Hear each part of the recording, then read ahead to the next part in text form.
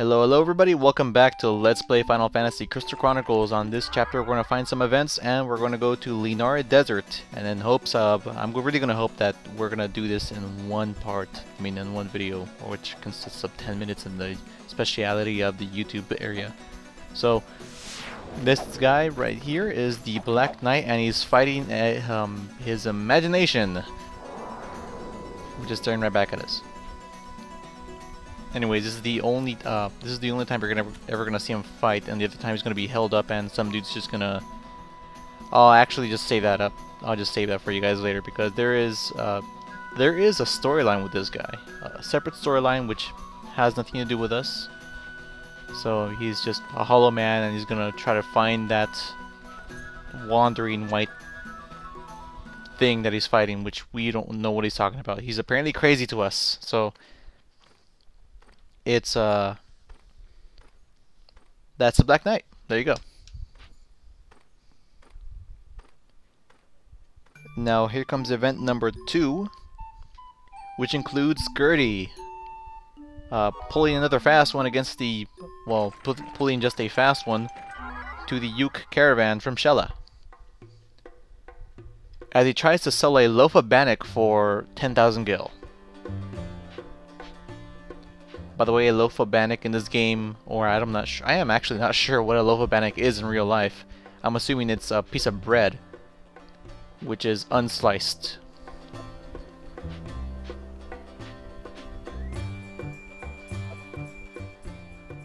And tries to pass a loaf of bannock as a Earth model, which is really funny actually. But in all honesty, the Yuk caravan actually learns something from this, so it's not a complete loss, although a loaf of bannock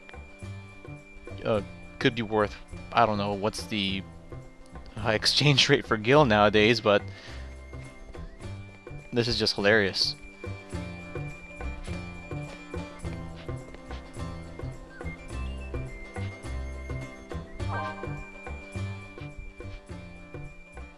Alright, I like how this guy says, the dangerous types tend to flaunt it.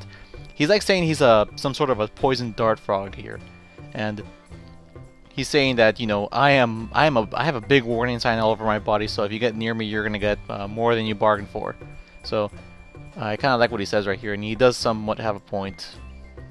I'm not sure if you ever heard of the coral snake on the other one. Black and yellow will kill a fellow, and red and black won't kill Jack or something. I have no idea. I just don't remember much of that stuff, but he's just trying to show off an example of what he likes to do this when he tries to show off some warning signs. So don't get near this guy, or don't get near a really colorful dude if he's just walking up to you in the dark alley. I don't know what happened there, but that would just look really awkward. Alright, so those are the two only events that I know of that is going to show up on our world map random encounters type thing here. And we're going to move on to Lynari Desert / Leuda. Leuda is a Selkic hometown, and not much going on over there. It's apparently the third world of Final Fantasy areas of towns.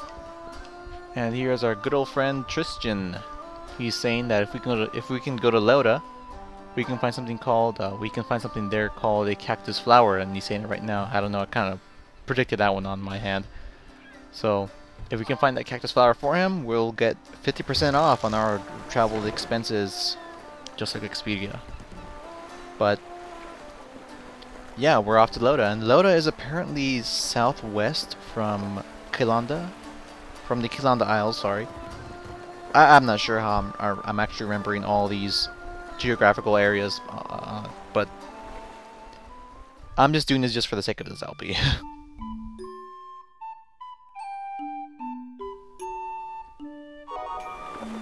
So we head southwest of Tipa to find the Lynari Isles, and a little more southwest, and you're going to run into Leuda / Lynari Isles. So, welcome.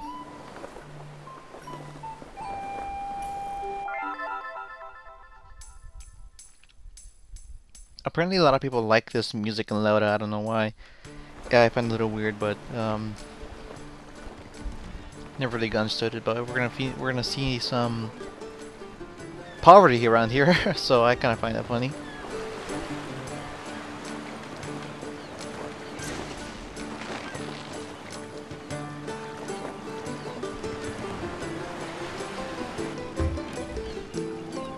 Alright, man, here we are.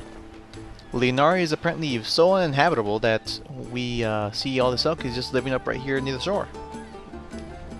And if you're not a Selkie, by the way, here's just a warning. If you're not a Selkie, you will get pickpocketed by every single freaking person here. Even by the old gentry or something. Just not talk to you, but there's a little hidden item over here. What is this? We find the fruit seed. Alright. That is just great. But if you're also, if you're a Selkie, you will not get pickpocketed, which is really great. And if you're a Selkie again, you could have played this really awesome jumping minigame. You have to push the buttons in succession, and if you can get the right combination of buttons all the time, then you'll get lots of great stuff and cookies apparently.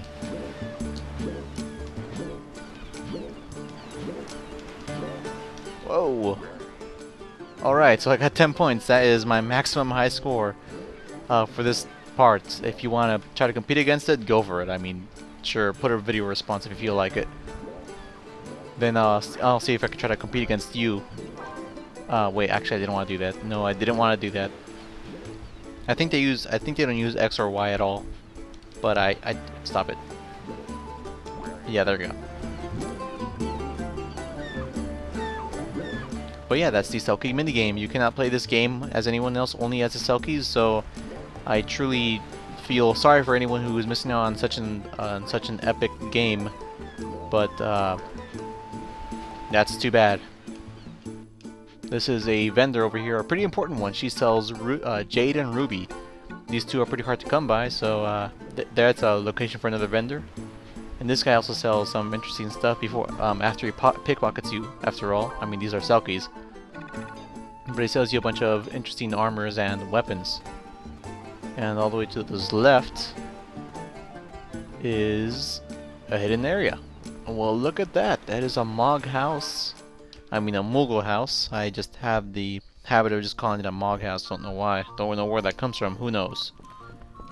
But I'm going to do a premeditatory preparement here, just because we need Mog to be shaved, because Lynari Desert is so hot, and well, actually it's intensely hot, that we need Mog to be ready and not to annoy us as much. And yeah, I got it. So I'm pretty sure you guys don't want to watch me cut Mog's hair for about like 15 minutes, so I'll save you the trouble and I'll cut this out. So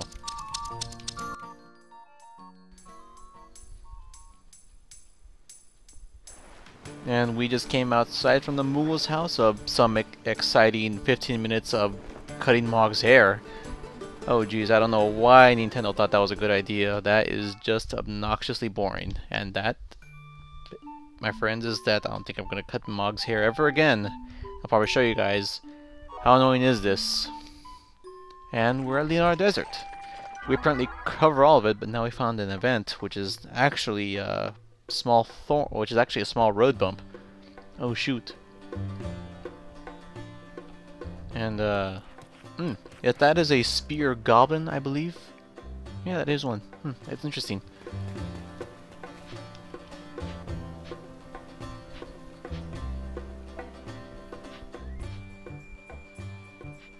And they mentioned Antline, which is apparently the next boss here. Which, yeah, that is really great for convenience, actually. That is great.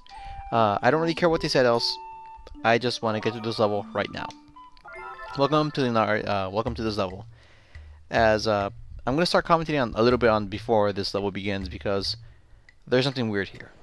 They're going to show off some certain landmarks, and we met a man who said that's it. I don't know why they show off these certain landmarks, but there are clues. So everyone burst into laughter and told him there was no such thing.